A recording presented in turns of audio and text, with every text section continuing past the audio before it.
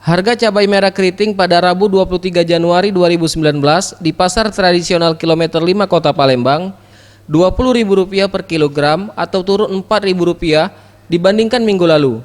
Hal ini disampaikan salah satu pedagang. Hal yang sama terjadi pada cabai rawit. Harga cabai rawit Rp15.000 per kilogram. Turunnya harga cabai ini disebabkan saat ini tengah memasuki musim panen.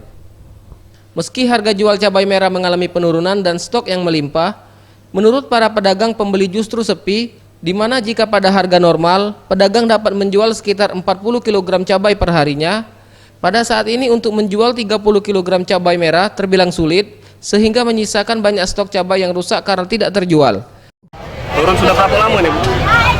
Turun dari hari Rabu ya, dari hari Minggu. Dari hari Minggu. Sebelumnya berapa? Sebelumnya cabai 20 sekarang. Cabai rawit berapa? Ini nih, Iya. 15. Turun nggak? Turun. Tim Liputan Sriwijaya TV.